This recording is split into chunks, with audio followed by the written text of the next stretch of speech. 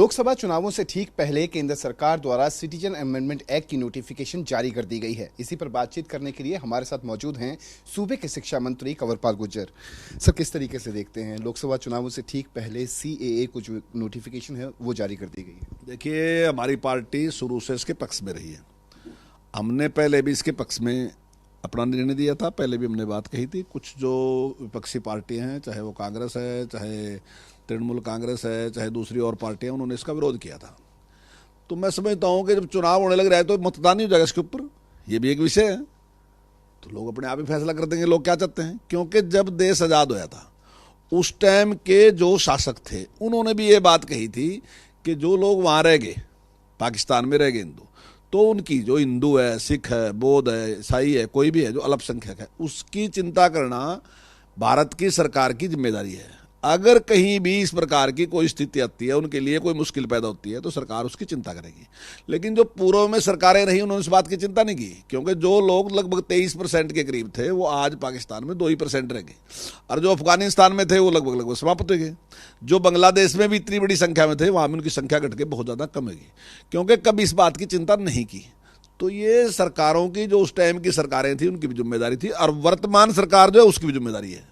तो मैं समझता हूं कि सरकार अगर अपनी जिम्मेदारी को पूरा कर रही है तो मैं उसका स्वागत करता हूं। बहुत अच्छा निर्णय है, क्योंकि वहां उनके जिस प्रकार की स्थिति बनी हुई है वो बहुत ही दयनीय स्थिति है।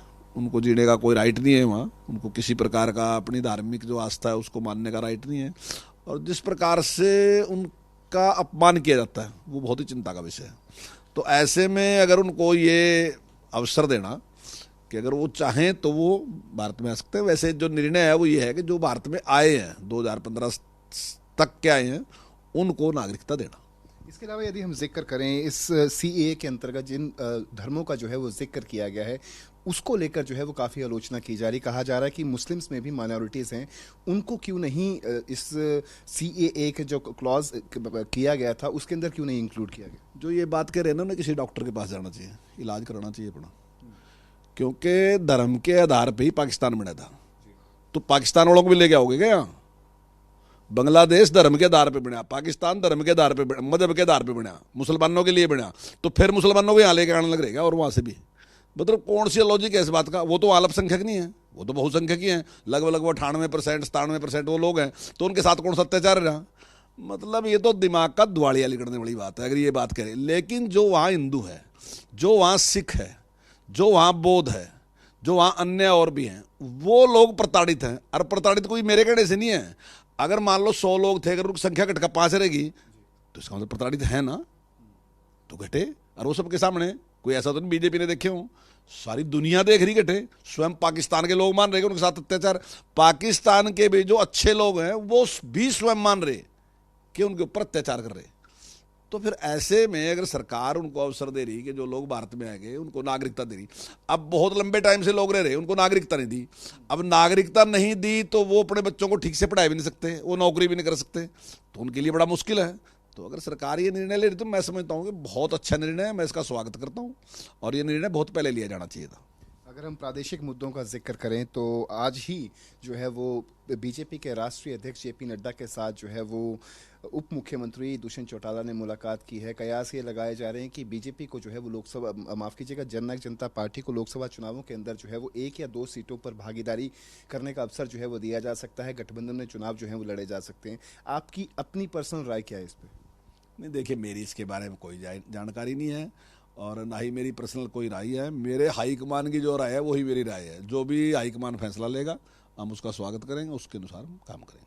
हिसार से जो सांसद थे ब्रजेंद्र सिंह, उनके द्वारा जो कांग्रेस का दामन थामा गया, सांसद पद से जो है वो इस्तीफा दे दिया गया, उसको लेकर क्या कहेंगे? बहुत बहुत शुभकामनाएं उनको, और ये हमारे लिए भी अच्छा है, उनके लिए भी अच्छा है, क्योंकि वो एडजस्ट नहीं रहते यहाँ पार्टी में, क्योंकि उन्होंने पूरी ज़िंदगी परिवार की राजनीति की, व्यक्ति की राजनीति की, तो संगठन की राजनीति करने का कोई अभ्यास नहीं था उनका। वो 10 साल रहे, लेकिन वो अपने आप को एडजस्ट नहीं कर सके। उनको इतना मान सम्मान दिया गया, मैं समझता हूँ नियमों की अनदेखी करके, जहाँ परिवार को टिकने, उनको नियमों की अनदेखी करके भी उनका पक्ष लिया गया, उनको राज्यसभा में भेजा गया, उनके परिवार में 2-2 टिकट भी दिए गए, सब कुछ किया गया। लेकिन क्योंकि जो अभ्यास नहीं होता ना जी, संगठन में रहने का अभ्यास अलग है, व्यक्तिगत पॉलिटिक्स करने का अभ्यास अलग है। तो वो अभ्यास जो था वो व्यक्तिगत पॉलिटिक्स का था। तो मैं समझता हूँ वो यहाँ उनके लिए भी अच्छा नहीं था और हमारे लिए भी अच्छा नहीं था। तो मेरी शुभकामनाएं, वहाँ गए तो ठीक है, अच्छा है। किस तरीके से देखते हैं आखिरकार कांग्रेस के अंदर जो है वो उनका कुनबा ज़रूर जो है वो बड़ा है, चाहे ब्रजेंद्र सिंह का यदि हम जिक्र करें, वीरेंद्र सिंह का जिक्र करें, तो किस तरीके से ऑल ओवर यदि जिक्र करें तो लोकसभा चुनावों को लेकर कितनी तैयार है बीजेपी, खासतौर पर हरियाणा बीजेपी, और क्या कुछ अहम परिवर्तन जो है वो देखने को मिलते हैं? देखिए, आज की तारीख में इस प्रकार का निर्णय यही लोग ले सका। पूरे देश में किसी ने लिया निर्णय? सारी दुनिया तो कांग्रेस को छोड़ के बीजेपी ज्वाइन करने लग रही। ये साफ बीजेपी छोड़ के कांग्रेस ज्वाइन लग रही करने। कांग्रेस का तो सुपड़ा ही साफ हो गया। पर चलो, अगर वो निर्णय ले रहे हैं उनका स्वागत है, अच्छी बात है, उन्होंने निर्णय लिया। लेकिन आज बड़े बड़े लोग जो हैं कांग्रेस के, जो पूर्व मुख्यमंत्री रहे, पूर्व कैबिनेट मंत्री रहे, वो सारे के सारे छोड़ के, क्योंकि उन्हें पता है कि कांग्रेस कोई निर्णय लेने की स्थिति में नहीं है, इसलिए वो बड़े बड़े लोग भी सारे छोड़ के आज भारतीय जनता पार्टी की तरफ रहे।